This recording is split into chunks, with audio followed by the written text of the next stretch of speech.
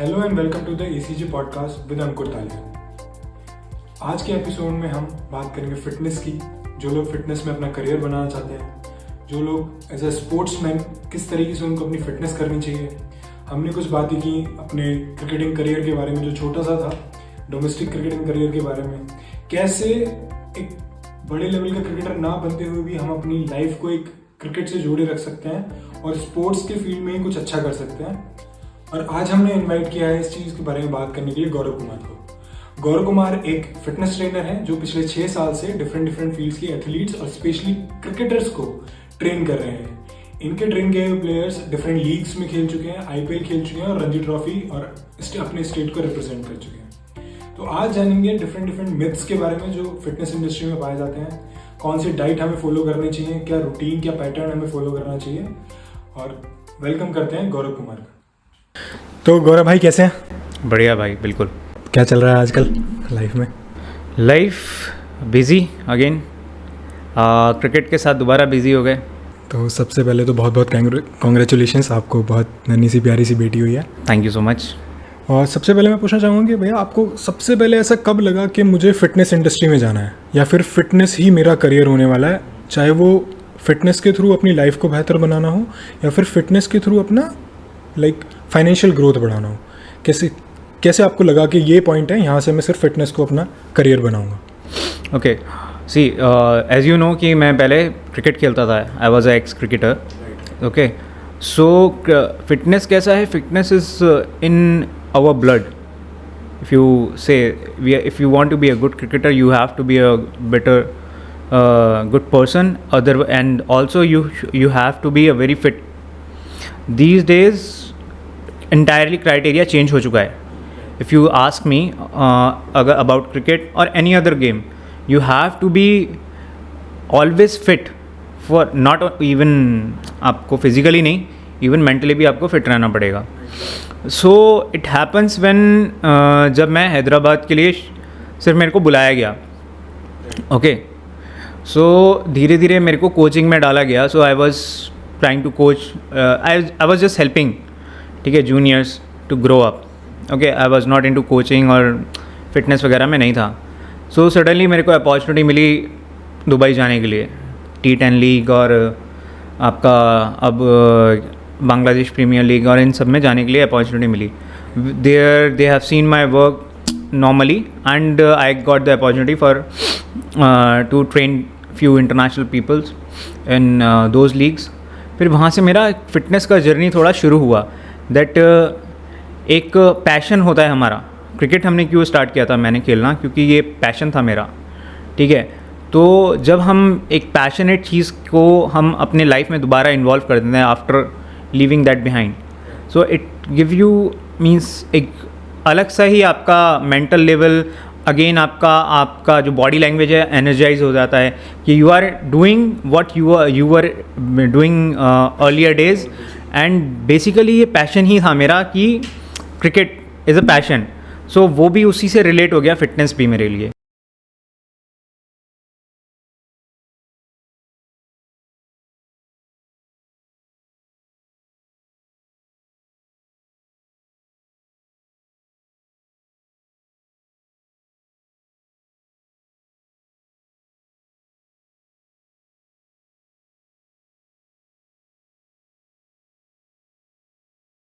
और लाइफ भर आपका ये रहा कि अब क्रिकेट से ही जुड़े रहना? यस, मतलब मैंने ट्राई किया, ऐसा नहीं है. मैं I went after leaving cricket, I went and I open my cafe, but फिर कोविड वगैरह आया, कुछ सीन हुआ, देन वी शट डाउन. उसके बाद उसी बीच में मेरे को ट्रेनिंग की अपॉर्चुनिटी वगैरह मिली, मैं गया किया. तो क्या है कि वो एक आपके अंदर से इंस्टिंक्ट आ गया कि नहीं यार, you are meant to play, to involve yourself in completely entire in cricket your life. So वहाँ से एक इन्वॉल्वमेंट दोबारा से मेरा क्रिकेट के लिए दोबारा बन गया. Then I got the opportunity come over here in Hyderabad.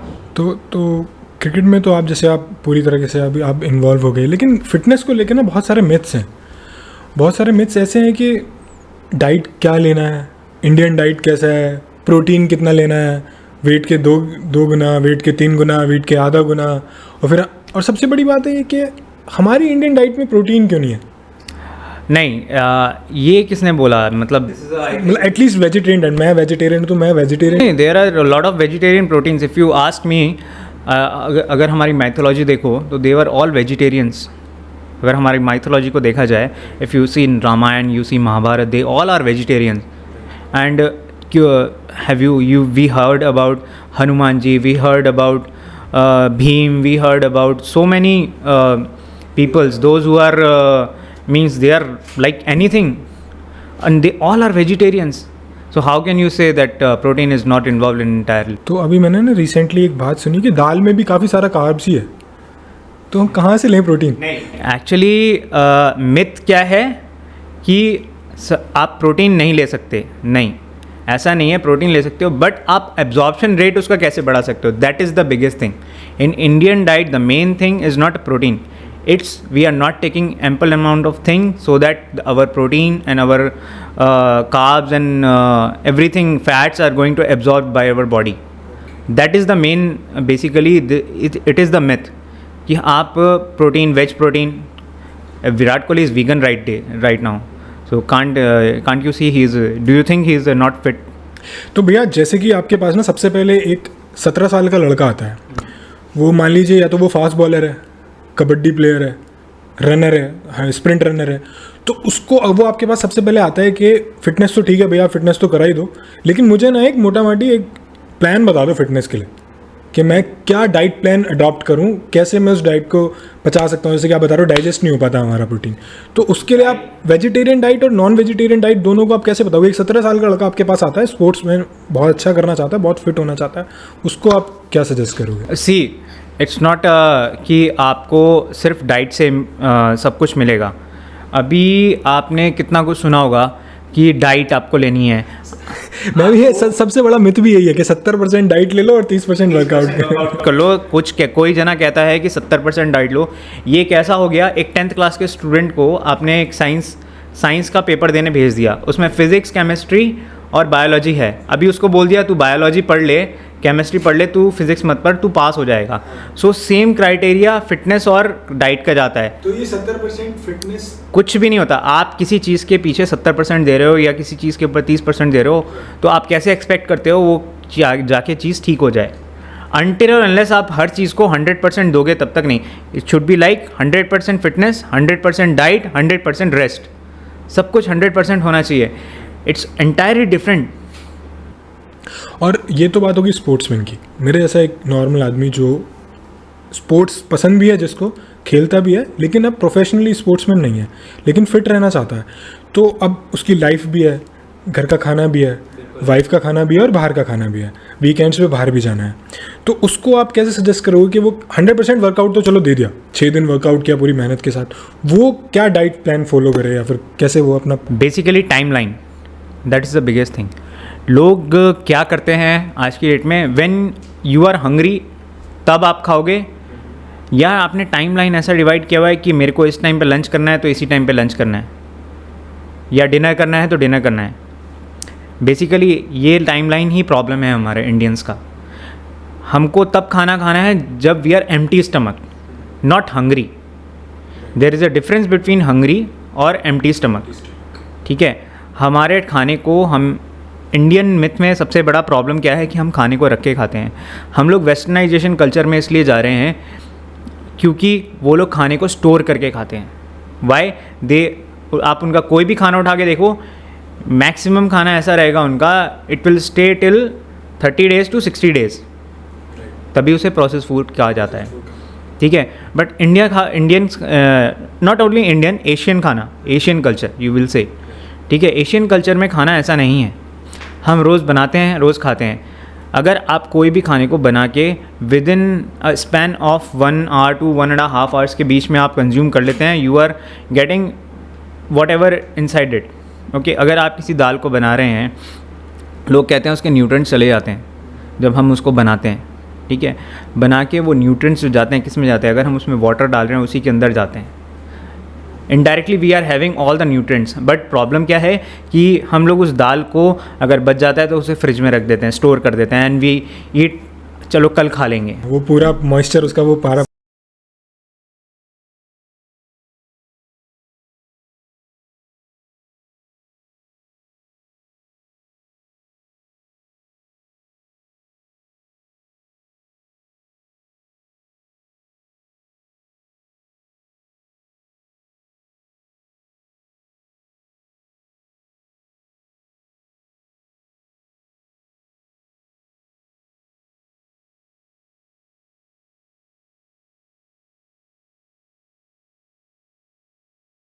तो अगर सुबह कोई 8 बजे नाश्ता कर रहा है तो 2 बजे लंच करे और 8-9 बजे डिनर करे और 11 बजे सो भी जाए. बिल्कुल.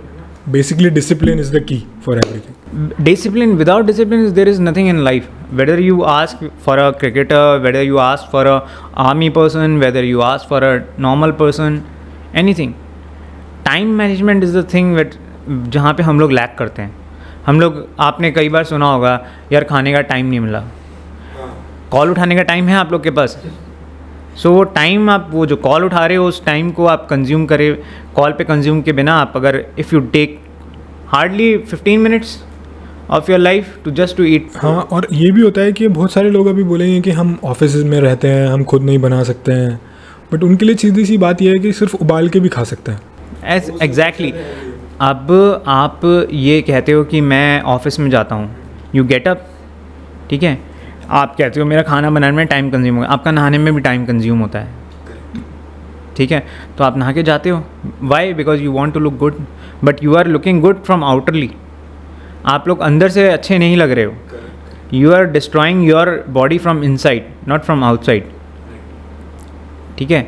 सो जितना टाइम आप अपना कंज्यूम कर रहे हो अपने आउटर लुक को बिल्ड करने में, उतना, उससे अगर हाफ टाइम भी आप अपने इनर लुक को कंज्यूम करोगे बिल्ड करने में, so it will be more than sufficient for I guess normal person.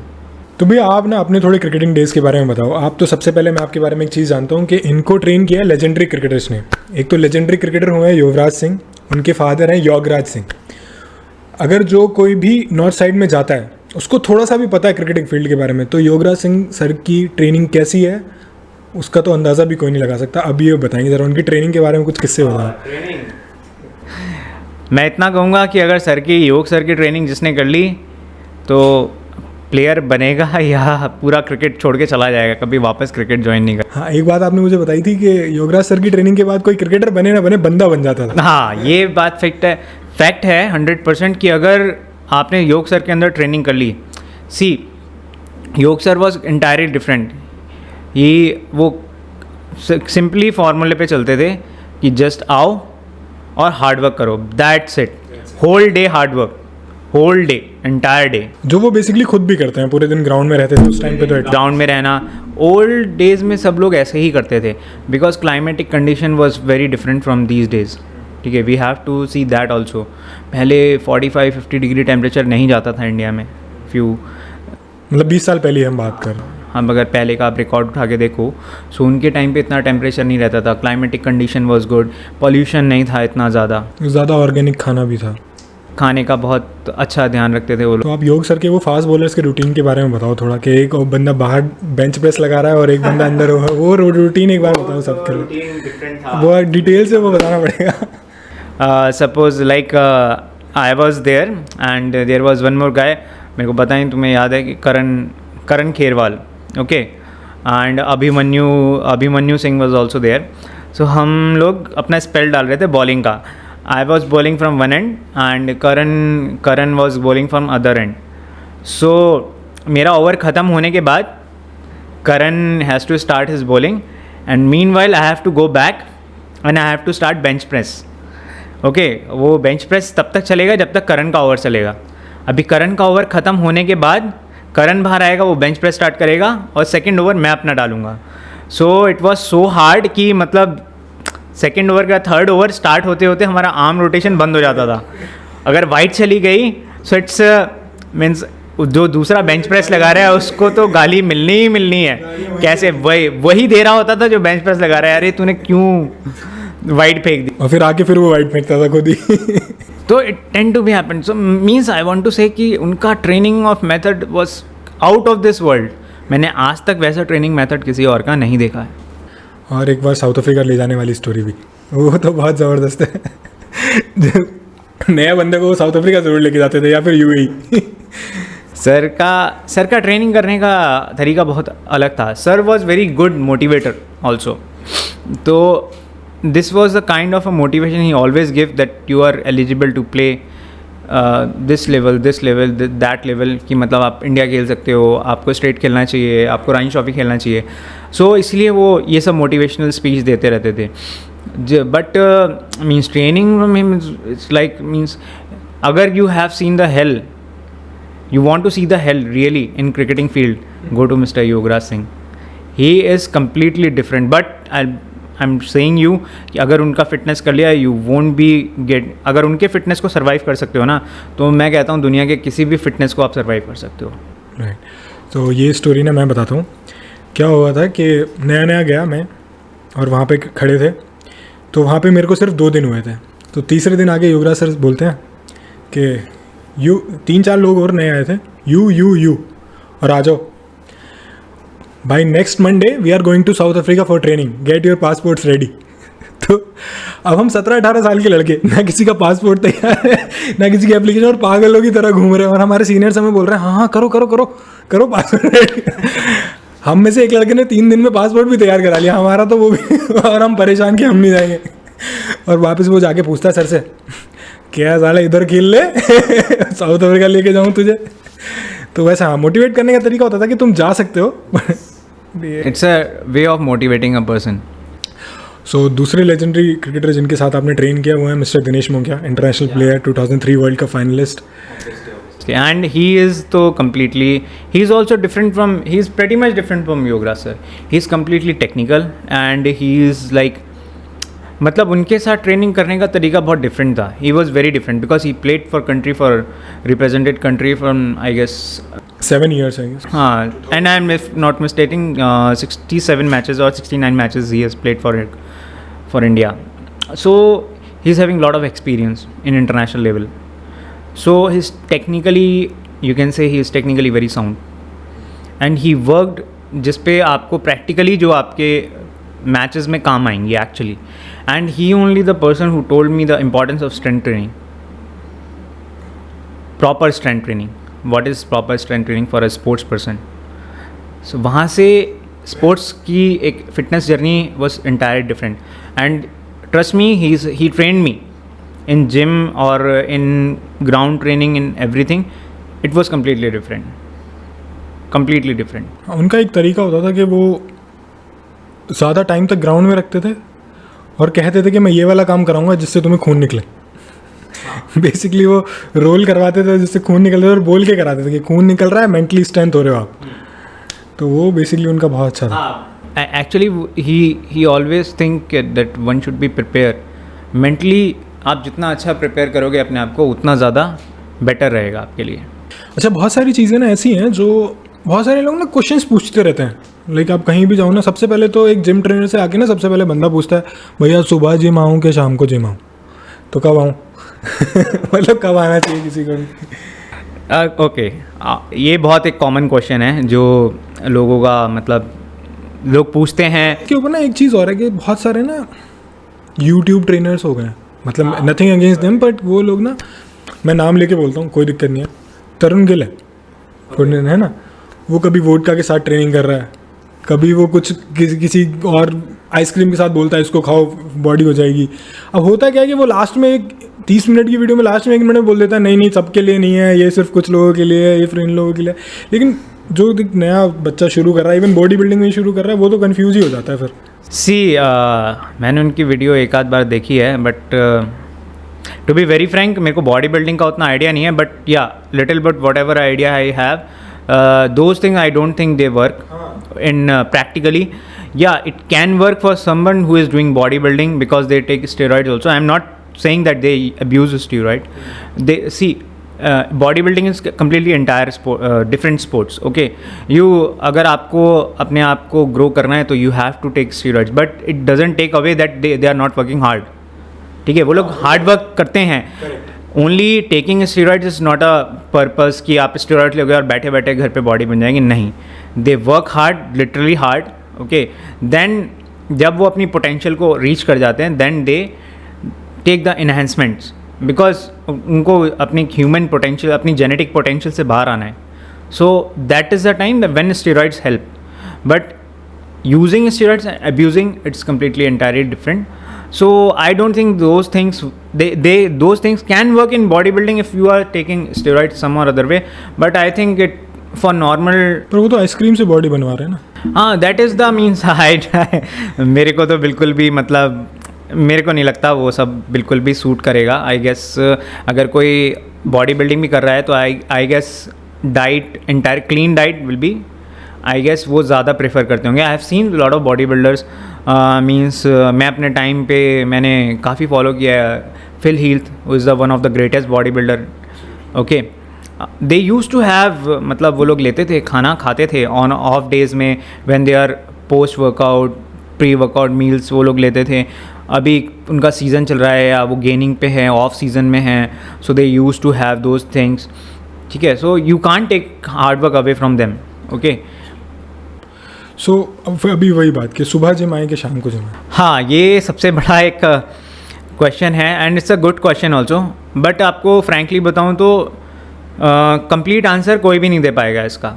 ठीक है, सबसे बड़ा प्रॉब्लम क्या है, लोग समझते हैं कि हम डे में वर्कआउट करेंगे तो हमारे लिए ठीक है, रात में वर्कआउट करेंगे तो ठीक है. It's completely upon person choice. Okay, and secondly अगर पर्सनली मेरे एक्सपीरियंस से आप पूछोगे, सो अगर किसी को बॉडी बिल्डिंग या मसल ग्रो करना है या अपना पोटेंशियल रीच करना है अच्छा, so evening will be the best time. Because उस टाइम पे हमारा जो सबसे मेन इंपॉर्टेंट चीज़ होता है कॉर्टिसोल लेवल, जो हमारा स्ट्रेस हार्मोन होता है, वो सबसे लो रहता है.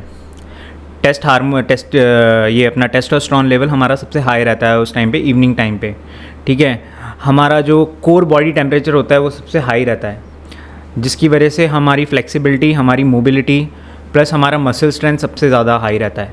सो अगर आप देखा जाए कि अगर किसी को प्रॉपर अपना मसल ग्रो पे या इस पे ध्यान देना है तो I think evening will be the best. But morning workout का एक सबसे बड़ा एडवांटेज क्या है, consistency. Those who works in the morning workout का रूटीन जिनका है, इफ़ यू आस्क मी और if you also ask someone else, they are more consistent in gym work or in fitness industry. They are the most consistent people because उनका एक habit बन जाता है morning उठने का. So that's why they are the most consistent people. अगर आप सब कुछ होने के बाद evening में आप suppose आप कम जा रहे हो, अगर आप consistent नहीं हो, आप week में 1 या 2 दिन जा रहे हो, 3 दिन जा रहे हो, and if you somebody who is going 5 days or 6 days a week in the morning, so obviously he will improve the more. So basically ये है कि अगर आप डिसिप्लिन्ड हो ऑलरेडी तो आप इवनिंग में जा सकते हैं, लेकिन अगर आपको अपनी लाइफ में डिसिप्लिन लाना है तो आप मॉर्निंग में शुरू. हाँ, नहीं, एक और चीज़ है, अगर आप if you are a sports person और athlete, then you should be working in the evening, because आपका ऑलरेडी फिटनेस लेवल या फिजिकल वर्कआउट आपका ऑलरेडी मॉर्निंग में बहुत हो जाता है. So you don't have that kind of energy in your body to perform good in the evening, so you should go in the morning session only. वो सबसे best time रहता है for basically for the athletes. या और suppose somebody is working in the morning, so it's easy for him to work in the ground.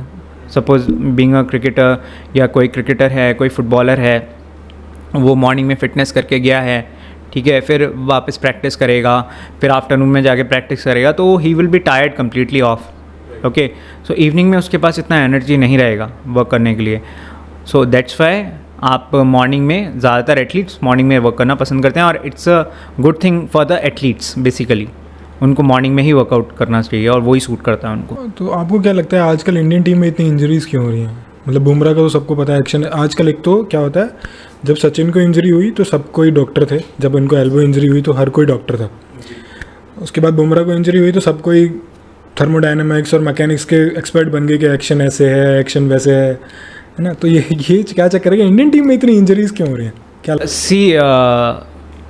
इतना कह सकता हूँ, ज़्यादातर मेरे को लगता है, I feel that these days gym training has मतलब बहुत ज़्यादा इन्वॉल्व हो गया है आपका लाइफ में. पुराने टाइम पे जिम ट्रेनिंग नहीं था उतना. Okay, so they use to do ground work and body work exercise. So I think work management का कहीं ना कहीं प्रॉब्लम आ रहा है. बट आजकल तो सर्टिफाइड ट्रेनर्स हैं सब जगह. Certification, it is the biggest fraud. Not fraud, but it's a good also, sometime it's good. But ये वैसे ही है ना जैसे इंजीनियरिंग के लिए बीटेक की डिग्री है जो कोई काम की नहीं है. बिकॉज सी सर्टिफिकेशन कैसा है, आप एक सिंपल सी एक चीज़ बताओ मेरे को. अगर कोई IIT की प्रिपरेशन कर रहा है, अगर मैं उसको बोलूँ तो फिटनेस में तेरे को सर्टिफिकेशन करना है, he can easily crack that because he is prepared for IIT. But what about the practical knowledge? Where is the practical knowledge? So basically पहले ट्रेनर्स वो थे जो प्रैक्टिकल करके आए हुए हैं, जिन्होंने किया है, अभी सिर्फ पढ़ के आ गए हैं वो लोग ट्रेन कर रहे हैं। हाँ वो भी है। एंड आई थिंक आपने अगर खुद करके नहीं देखा है तो मेरे ख्याल से वो ज़्यादा डिसएडवांटेज है। अगर आपने जिस लाइन का आपको खुद का नॉलेज के अलावा आपने उस लाइन को खुद प्रैक्टिकली हैंडल करके देखा है तो it will be much better, कि आपको उसका ज़्यादा एक्सपीरियंस होता है, आपको पता होता है। मैं खुद खेला हूँ, मैं क्रिकेटर्स को ट्रेन कर रहा हूँ, सो मेरे को अप्स एंड डाउन्स पता हैं क्रिकेटर्स की लाइफ में क्या होते हैं, किस तरीके से क्रिकेटर को एक ट्रेन करना चाहिए, किस तरीके एक फास्ट बॉलर को ट्रेन करना चाहिए, किस तरीके से एक बैट्समैन को ट्रेन करना चाहिए, उसका आइडिया है। अब अगर कोई क्रिकेट नहीं खेला है, if you ask him train this person, so उसका ट्रेनिंग करने का तरीका कम्प्लीटली डिफरेंट हो जाएगा। हो सकता है उसको ज़्यादा वेट उठवा दे, how he will read what kind of a bowling action he is, whether he is a hip dominant, whether he is a knee dominant, so there is entirely different thing. So practical knowledge होना सबसे भी important है कि life में। Right. और वैसे भी basically क्या है कि जिम में तो ट्रेनिंग करो या मतलब करना ही चाहिए ऑब्वियसली, लेकिन ग्राउंड फिटनेस बहुत ज़रूरी है बीइंग अ स्पोर्ट्समैन। सी हाँ, एक्चुअली हर चीज़ ज़रूरी है। अभी एक वर्ड है जिसे कहते हैं पीरियोडिक ट्रेनिंग, ठीक है, जिसमें क्या है हम ट्रेनिंग को शफल करते हैं। ओके, तो एक स्पोर्ट्समैन की लाइफ में वो बहुत ज़रूरी होता है। Pre season, post season, of season, ये 3 चीज़ें हैं। तो ये एंटायरी चीज़ डिपेंड करती है आपको कि पर्सन टू पर्सन कि आपको उसको कहाँ लेके जाना है। एक सपोज़ कोई जिसको अपनी रणजी ट्रॉफी के लिए प्रिपरेशन करनी है, ठीक है, वो प्री सीजन में है, वो अभी सीज़न में है, मिड सीज़न में है, इट्स अ मिड सीज़न। अभी उसका ट्रेनिंग क्राइटेरिया बहुत अलग होगा जब वो मिड सीज़न में होगा। Then also he has to train. तो अगर आपको किसी मिड सीजन रणजी प्लेयर को बताना है तो आपको क्या थोड़ा बताइए। बेसिकली अगर मिड सीज़न कोई रणजी ट्रॉफी प्लेयर है सपोज़, ठीक है, उसको बेसिकली पावर लिफ्टिंग के ऊपर ज़्यादा ध्यान देना चाहिए mid season, because and 4 days a week you are playing a match, 1 day you are getting a rest, 1 day you have to do everything, traveling and all, 1 day only you are getting, so 1 day that is the maximum potential you have to do power lifting। लेकिन वो तब काम करेगा अगर आपने post अपना pre season बहुत अच्छा किया या ऑफ सीज़न अच्छा। तो जैसे आपने बताया कि मिड सीजन में पावर लिफ्टिंग करना चाहिए, तो उसको सस्टेन करने के लिए उसको प्री सीजन में क्या वर्कआउट, मतलब प्री सीज़न का workout is completely different. Pre season का जो वर्कआउट होता है वो स्ट्रेंथ ट्रेनिंग और आपका एजिलिटी, मोबिलिटी सब कंप्राइज करके एक आपका प्रोग्राम बनता है, जिसमें आपको जिसको कहते हैं स्ट्रेंथ एंड कंडीशनिंग, जो बेसिकली हम लोग करते हैं। CS जैसे कोर्स होता है, स्ट्रेंथ एंड कंडीशनिंग कोच। आज की डेट में सबको ट्रेनर नहीं बोला जाता, आज के डेट में we call them coach, strength and conditioning coach. Okay, so basically वो डिपेंड करता है आपका। Suppose there is a body type, अलग अलग बॉडी टाइप के लोग होते हैं। Suppose somebody is lean, somebody is fatty, okay, किसी को कोई एंडोमॉर्फ बंदा है, उसका मसल मास ज़्यादा है, फैट परसेंटेज थोड़ा ठीक है, अच्छा हेल्दी फैट अमाउंट पे है, सो उसका ट्रेनिंग स्टाइल एक लीन बंदे से काफ़ी डिफरेंट होगा। ओके, सो बेसिकली उनको स्ट्रेंथ और ग्राउंड वर्क दोनों पे ध्यान देना चाहिए। When you are off season you have to focus basically on hypertrophy, ठीक है, but hypertrophy is completely different in sports industry. आप थोड़ा एक्सप्लेन करिए इसको, मतलब बहुत सारे लोग होंगे जो इस टर्म को समझ नहीं पाएंगे। हाँ, हाइपरट्रॉफी का मतलब होता है आपको बेसिकली मसल को ग्रो करना। ओके, जिसे हम सिंपल वे में बोलूँ तो बॉडी बिल्डिंग स्टाइल कह देते हैं, ठीक है। सो वो भी बहुत ज़रूरी होता है बिकॉज हम लोग एंटायर ईयर हम लोग अपनी मसल्स को यूज़ करते हैं, ठीक है। अभी हमारा मसल जब हम यूज़ करेंगे तो वो हमारा शॉर्टनिंग भी होता है मसल का, हमारा फैट भी बर्न होता है, हमारा मसल भी बर्न होता है, ठीक है। सो उसको सस्टेन करने के लिए there is term call hypertrophy, जो बेसिकली बॉडी बिल्डर्स करते हैं। सो एक स्पोर्ट्स पर्सन को ऑफ सीजन में वो भी करना चाहिए, हाइपरट्रॉफी करना चाहिए, बेसिकली मसल बिल्डिंग करना चाहिए, बिल्डिंग करनी चाहिए, मसल बिल्डिंग पे ध्यान देना चाहिए, ठीक है। After muscle building there should be means he can take off for ground training also for some time. Okay, he should focus on muscle building and he should focus on his skill work, जिसमें आप drills वगैरह कहते हो लोग करते हैं अपने skill को और इम्प्रूव करने के लिए और इन्हेंस करने के लिए। बट प्रॉब्लम क्या होता है कि लोग जब हाइपरट्रॉफी कहते हैं तो they go for entire 8 after 3 months 4 months, जब तक उनका सीज़न शुरू नहीं होता तब तक वो करते ही रहते हैं। That is the biggest con. Basically पता होना चाहिए किस टाइम पे हाइपरट्रॉफी करनी है, फिर कब आपको सीजन के लिए तैयार होना है। स्ट्रेंथ ट्रेनिंग के लिए जाना है, कब आपको फ्लेक्सिबिलिटी और मोबिलिटी पे चले जाना है, when you have to go switch yourself towards ground training. It's all depends on completely on person, and only the good way is to go to a good trainer. Yeah, good and educated trainer. Certified, okay, fine. If it's certified, it's good, but if it's a good trainer also, then it's also good. तो हम ना जब खेला करते थे तो हमें ना हर कोच ने यही बात बोला, आपको भी बोला, मुझे भी बोला, बीइंग अ फास्ट बॉलर, कि 140 डाल दो इंडिया में, इंडिया खेल जाओगे, है ना। बाहर का तो पता नहीं, पर इंडिया में अगर 140 फेंक दिया तो IPL तो गए, इंडिया भी खेल जाओगे एक दिन। 140 16 साल का लड़के को बताओ कि भाई 22 साल की उम्र में 140 6 साल तक ये फॉलो करेगा तो 140 डाल देगा। जी बिल्कुल। अब see it's depend upon person to person. अगर for example somebody is at the age of 16, किसी का बॉल का स्पीड 90 या 100 है, अभी मैं उसको बोलूँ तुझे 150 या you have to click 140 mark, so it's not possible for him. ठीक है, fast bowler is a natural thing, okay. It's a fast bowler कभी भी आप बना नहीं सकते हो, is a natural fast bowler. उसको हम ग्रूम कर सकते हैं, हम बना नहीं सकते, ओके। सो हाँ, अगर if somebody is at the age of 16, somebody is bowling 120 or 125, so we can ask him, yeah, he will bowl 140, 145, but it's also not a easy task. There are a lot of things involved in it. सो वही जो आपने बताया कि pre season off season वो पूरे 6 साल discipline के साथ आपको डिसिप्लिन के साथ चलना है। See I will tell you one thing, सब कहते हैं इसको ऐसा ट्रेन करो, उसको वैसा ट्रेन करो।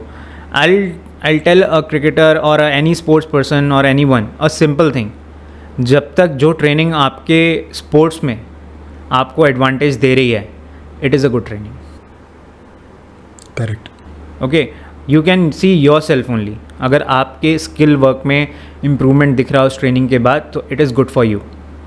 इट कैन बी एनीथिंग, और ये हर स्पोर्ट्स में ही है बेसिकली हर स्पोर्ट्स में है।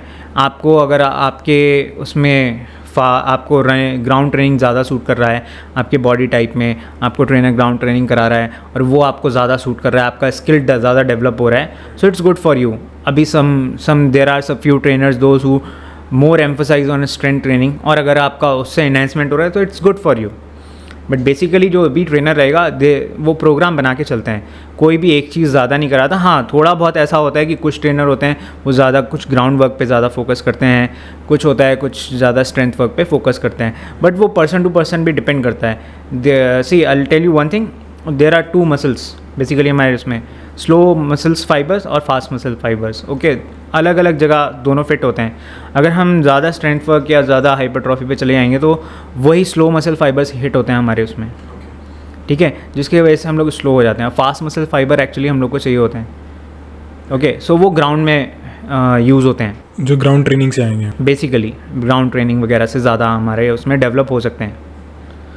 सो बेसिकली सही बैलेंस बैठाना ज़रूरी है अपने अपने बॉडी टाइप के हिसाब। सबसे मेन इंपॉर्टेंट वही है। तो एक चीज़ और है कि कोई बंदा जिम में जाता है और चौथे दिन पूछता है भैया प्रोटीन कौन सा लूँ। तो प्रोटीन के पाउडर का जो ये मिथ है ना, और इस आपको भी पता ही है, कह रहा इस नाम पे, प्रोटीन पाउडर के नाम पे इस देश में बहुत लोगों ने बहुत पैसा बनाया। तो एक इंसान को कब ये सोचना चाहिए कि अच्छा अब मेरी बॉडी को एक एक्स्ट्रा, देखो मैं गलत नहीं बोल रहा, वो तो अच्छी ही चीज़ है, आप भी ये चीज़ मानते हैं ना, अगर कोई अच्छी ट्रेनिंग करता है तो उसके लिए वो ज़रूरी भी है, तो लेकिन कब वो शुरू करनी चाहिए, लाइक कि अब मेरी बॉडी उस प्रोटीन को डाइजेस्ट कर सकती है। सी प्रोटीन को हम क्या कहते हैं, प्रोटीन सप्लीमेंट कहते हैं उसे, ठीक है। उसके नाम में ही उसका सोल्यूशन है, इट्स अ सप्लीमेंट, ठीक है। अगर हम एग्ज़ाम देने जाते हैं, हमारा मेन शीट अगर 8 पेजेस का है, अगर हम सप्लीमेंटेशन तब ले जब कब हम सप्ली के लिए पूछते हैं जब हमारे 8 पेजेस भर जाते हैं। अब अगर सपोज़ अगर मैंने 8 पेजेस का जो मैंने आंसर शीट सबमिट करी है, अभी उसमें से 1 पेज सप्लीमेंट का खो जाए मेरे को मार्क्स नहीं मिलेंगे क्या? हाँ, ये हो सकता है कि मेरे को कम मार्क्स मिले, बट उतने ज़्यादा नहीं मिल पाए जितना मैंने एक्सपेक्ट किया। Suppose there is a person who is scoring 95 out of 100, अभी उसका सप्लीमेंट शीट खो गया, अभी ही इज़ गॉट 70 और 80 somewhere around, he will get.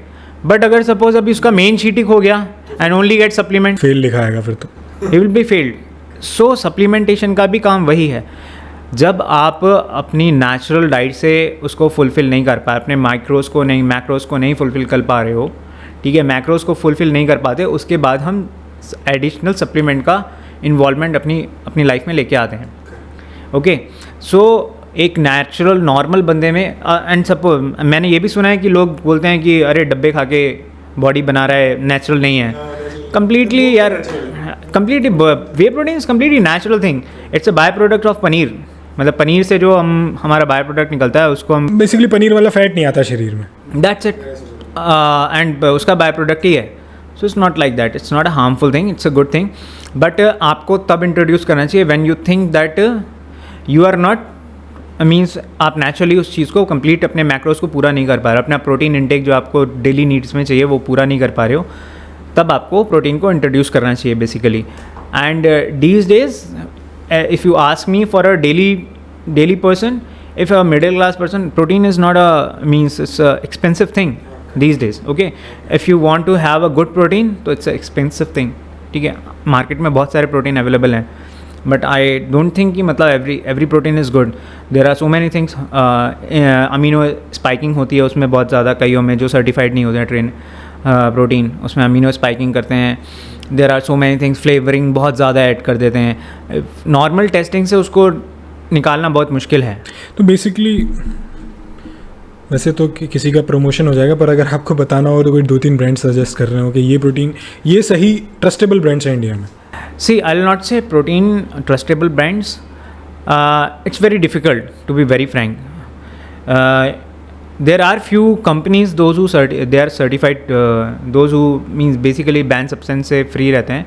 Inform sports, informed choice are there, okay, they are basically the, आप कह सकते हो कि ये लोग थोड़ा क्लीन प्रोटीन बनाते नहीं, ये सर्टिफाइड देते हैं basically. Suppose there is a famous brand everybody knows on protein, okay, अभी वो लोग उसको सर्टिफाइड कर देंगे कि it is certified by informed sports, so that means the banned substance free protein, it's eligible that anyone can have, there is no hard metals or something like that. Basically कोई doping में नहीं फंसेगा उसमें, कुछ भी नहीं आएगा, तो it's like that.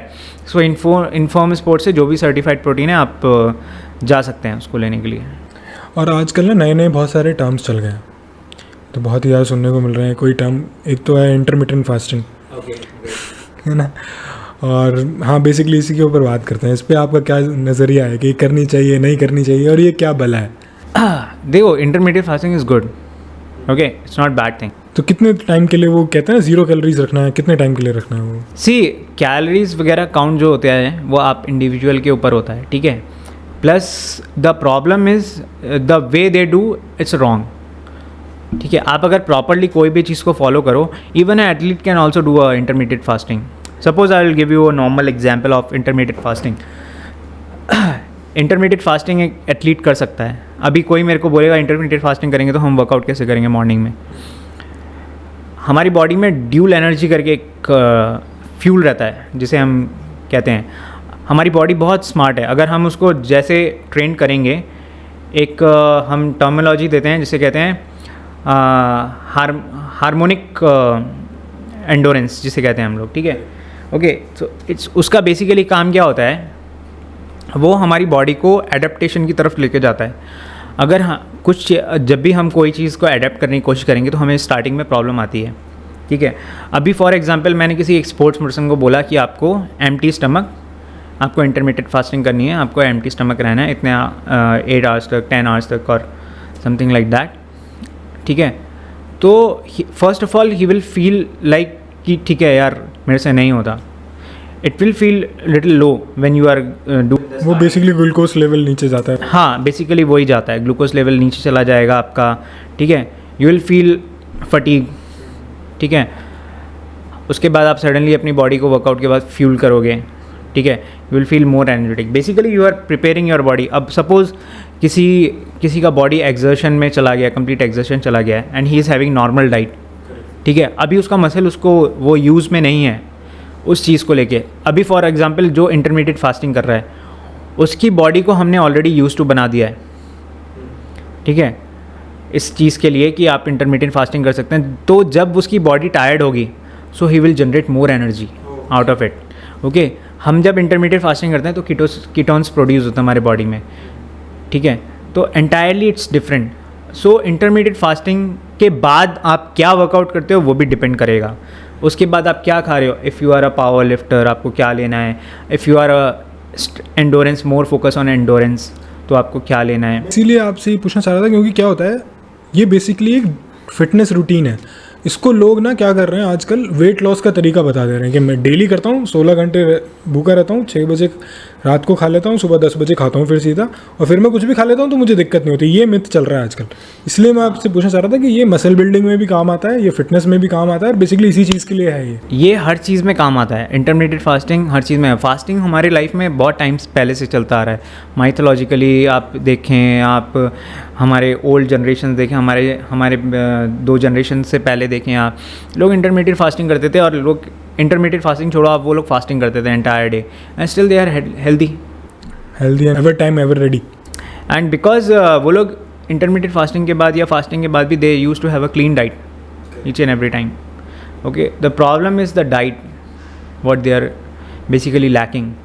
अगर आप सपोज वेस्टर्नाइज कल्चर हम लोग जिसे कहते हैं, suppose cold drink, what is it is westernise culture है वो पूरा. कहाँ से आया है? बाहर से आया है. हमारे टाइम पे क्या था? जूसेस और बिग प्लेयर्स, और ये इतनी बड़ी कंपनीज है ना. मेरे को अभी भी याद है, हम छोटे से थे जब बाबा रामदेव ने इनके अगेंस्ट कैंपेन शुरू किया था, और बॉटल के रेट सीधे हाफ हो गए थे. 300 ml हम पीते थे, हमको याद है कि वो सीधा हाफ हो गए थे, और उसके लिए भी घर वाले बहुत मना करते थे. और फिर अचानक से क्या हुआ, बाबा रामदेव जी कुछ करने चले गए या कुछ हो गया, सीधा ही वो बंद हो गया कैंपेन, और फिर से वो. These days everything depend upon the fashion. जिस चीज़ का ट्रेडिशन चल रहा है, जिस चीज़ का ट्रेंड चल रहा है, लोग उसी को फॉलो करने लगते हैं. तो ट्रेंड से याद आया कि IPL चल रहा है. तो मैं जानना चाहता हूँ कि 18 अप्रैल 2008 को आप क्या कर रहे थे. इस दिन था जो IPL का पहला सीजन शुरू हुआ था, पहला मैच, ब्रेंडन मैकलम का वो इनिंग. आप कहाँ थे, क्या कर रहे थे? और 18 अप्रैल 2008 आई वॉज इन 18 मार्च या फिर 18 अप्रैल था शायद. हाँ, 18 अप्रैल ही था. 18 अप्रैल. और 30th को फाइनल. आई गेस मैं इंजर्ड था उस टाइम पे. अच्छा, आप क्रिकेट खेल रहे थे तभी? 2008 I was playing cricket and मैं इंजर्ड था, और I guess yeah I was injured. I am pretty much sure, because मई में मेरे को ZCA के लिए कॉल हुआ था. सो मैं तब रिहैब कर रहा था ऑलरेडी, तब मैं फिट नहीं था. तो अप्रैल में आई was injured that time, and I have seen that match. तो मेरे को अभी भी याद है जब हम क्रिकेट खेलते थे और IPL नया नया आया था ना, तो उससे पहले ICL जा चुका था 2 साल करके, है ना. तो हर किसी के मन में ये था कि ये भी बंद हो जाएगा 2 साल में, और हम यहाँ 15 साल के बाद बैठे हैं. IPL is completely different. Means basically all credit goes to BCCI. Means BCCI whatever they will do, it's completely different out of the world. You will see right now कि मतलब प्लेयर्स भी फ्री रहते हैं. Players try to play IPL every time those who are available, and if they are fit. पर लोगों का interest क्यों कम होता जा रहा है इसमें से, ऐसा लगता है आपको, या फिर सिर्फ पब्लिक पर? नहीं, basically I guess maybe because daily life में people are pretty much engage towards their own work. Okay, they don't get enough time. Okay, तो मैं मोस्टली नॉर्मल लोगों से बात करता हूँ, तो नॉर्मल लोग देखते हैं IPL, but most of the कैसा रहता है कि वो लोग हाईलाइट्स देखते हैं. They don't see whole match. हाँ, बिकॉज या कुछ जो उनके फेवरेट प्लेयर्स या फेवरेट टीम है उनके मैचेस देखते हैं. और मुझे ऐसे भी लगता है कि 2007 में हम वर्ल्ड कप जीते थे, 8 में IPL आ गया, 11 में हम फिर से 50 और वर्ल्ड कप जीते. तो इंडिया की परफॉर्मेंस पे भी डिपेंड करता है पॉपुलैरिटी, क्योंकि हम 11 साल से कुछ नहीं जीते हैं, सिर्फ IPL ही एक तरीके के मैचेस होते रहते हैं, कुछ क्लोज, कुछ वन साइडेड. तो ऐसा लगता है आपको कि इस वजह से इंडिया की परफॉर्मेंस डिपेंड करती है IPL की पॉपुलैरिटी पे भी? इंडिया की परफॉर्मेंस डिपेंड, हाँ, बेसिकली करती है. बिकॉज अगर इंडियन टीम अच्छा करती है तो they are always supporting. People are like that only यार, कि मतलब वो लोग जैसे कहते हैं ना, चढ़ते सूरज को सलाम करते हैं. तो सिंपल सी वही बात है. तो जब तक आप IPL का सीन कैसा हो गया है कि क्रिकेटर्स के फैमिली हो गए, उसके फैमिली मेम्बर्स देखते हैं ज़्यादातर आज की डेट में, उसके साथ उसके फ्रेंड सर्कल वाले ज़्यादा देखना पसंद करते हैं. सो ऐसा हो गया है. So people are they are so much busy in their life. आजकल कोविड के बाद से लोगों का नॉर्मल टाइमिंग रूटीन अब शुरू हुआ है जाके, तो सब they are focusing on those things. और सबसे ज़्यादा आईपीएल वो देखते हैं जो फैंटेसी लीग में टीम बना के बैठे हैं जो सट्टे में पैसा लगा रहा है वो भी आईपीएल देख रहा है। हाँ, वो लोग तो डेफिनेटली, वो लोग तो हर मैच देखते होंगे आई गेस। अभी मैं एक फिगर देख रहा था, हर मैच पे 50 लाख करोड़ का सट्टा लग रहा है इधर से उधर, पूरे वर्ल्ड की मैं बात कर रहा हूँ, सिर्फ आईपीएल पे। और किसी लीग पे, किसी एनबीए पे इतना सट्टा नहीं लगता है, क्योंकि एनबीए क्या है, एक 30 मिनट का गेम है, आपकी हार है या जीत है, या फिर आप ज़्यादा से ज़्यादा पर्टिकुलर प्लेयर ने कितना बास्केट किया, मतलब जो भी बोलते हैं, मेरे को नहीं पता एनबीए के बारे में, कितनी बार मतलब बास्केट किया, वो ज़्यादा से ज़्यादा स्कोर किया। लेकिन आईपीएल का तो आपको पता ही है कि हर बॉल पे, हाँ, बेसिकली आप हर बॉल पे every minute you can play, means there are so many apps also legally. तो इस पे आपका क्या मानना है कि ये जो सट्टे को आजकल लीगलाइज कर दिया गया? पहले हर चीज़ को इतना बुरा माना जाता था कि अगर पुलिस पकड़ रही है, पूरी फिल्म बन गई इमरान हाशमी की उस पर जन्नत की, पूरे सट्टे होने नहीं देंगे इंडिया में। आज इंडिया में खुलेआम टीवी पे ऐड होके सट्टा चल रहा है। सी इट्स कंप्लीटली मार्केटिंग, ये मार्केटिंग पे डिपेंड करता है आप कैसे अपने चैनल को लीगलाइज करते हो। It completely depend on them, they are very smart how to means play with people, how to play with those things. It's completely depend upon the media, completely depend upon the person, how smartly he is working. Basically कैसे perception बनाया जा रहा है market में, That's it. And इसका देखा जाए तो लीगलाइजेशन तो आई डोंट थिंक दैट इंडिया में तो लीगल नहीं है नॉर्मली, बेसिकली देखा जाए तो, क्योंकि अगर लीगल होगा तो वो उसके लॉ के ड्रीम 11 पे क्या है, ये सट्टा ही तो चल रहा है। ड्रीम 11 इज़ कम्प्लीटली, बट उसमें उतना उस हाई लेवल का नहीं होता जिस हाई लेवल का मतलब होना चाहिए। बेसिकली इट्स जस्ट मेरे ख्याल से उनको जस्ट एक हैबिट लगाने का वो है कि मतलब जो लोग खेलते हैं उनका हैबिट लग जाता है, तो they go in some illegal veg या different ways, so that is the different thing. तो अगर मैं आपसे पूछूं कि एक ऐसी क्रिकेटिंग मेमोरी जो एक तो टीवी पे आपकी बेस्ट क्रिकेटिंग मेमोरी जो भी रही हो, और एक खुद की जो ऑन फील्ड आपकी मतलब कभी भी अगर आपको कोई पूछे कि एक चीज़ जो क्रिकेट से या आपकी परफॉर्मेंस को लेके या कहीं पे आप खेलने गए या जीते कुछ, तो दोनों चीज़ के बारे में। ओके, cricket memory, first of all तो that 6 hitted by mister MS Dhoni. Okay, 2011 world cup, that is the. उस दिन क्या कर रहे थे आप, कहाँ पे थे, मतलब घर पे? I was in Chandigarh that time. हाँ, हम लोग बैठ के एंटायरली मीन्स अपने फ्रेंड्स के साथ क्रिकेट देख रहे थे उस टाइम पे। So completely means we were watching very closely, we watch entire match, because being a cricketer हम लोग ज़्यादा मैच को फॉलो करते थे, बट उतना देख नहीं पाते थे क्योंकि हम लोग को अपना प्रैक्टिस होता था, सब कुछ होता था। But that day final, and who will miss that final. और उस दिन ना मेरे को अभी भी याद है, वहाँ से एक्चुअली 2011 के वर्ल्ड कप मेरे को बोला जाता है कि मैंने शुरू तब किया जब इंडिया जीत गई, पर मैं पहले ही डिसाइड कर चुका था। जिस दिन इंडिया सेमीफाइनल खेल रही थी ना, उस दिन मैं अपनी फ़ीस दे के आया था पहली एकेडमी की सीखने के लिए 2011 में।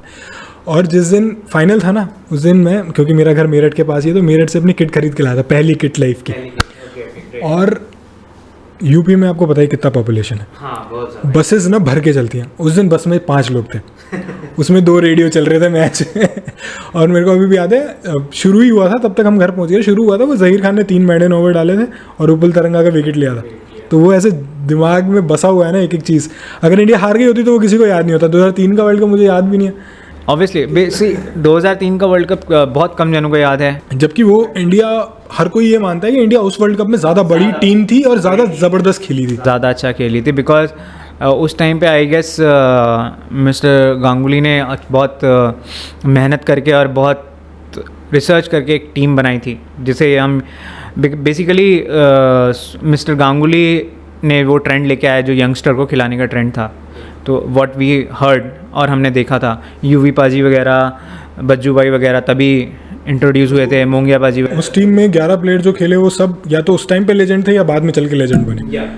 वो कोई भी ऐसे नहीं था जो, मतलब कोई भी ऐसा नहीं था जिसका करियर छोटा रहा हो, या सबका, हाँ, सब अपनी फील्ड में बेस्ट थे। सो that is, but basically I will say that उनके पास MS धोनी नहीं थे और विकेट कीपिंग राहुल द्रविड़ कर रहे। So it is. तो थैंक यू सो मच गौरव भाई अपना टाइम लेने की। या श्योर, एनी टाइम। बहुत बहुत शुक्रिया, आपने अपने इंसाइट किए। और दोस्तों जिसको ये वीडियो पसंद आई हो please like share and subscribe. Thank you for watching. Comment कीजिए, अच्छा बुरा जो भी समझ में आया, जो भी नहीं समझ में आया, हम दोबारा इनवाइट करेंगे और दोबारा एक बहुत अच्छी सी बातें करेंगे। Thank you so much ma'am.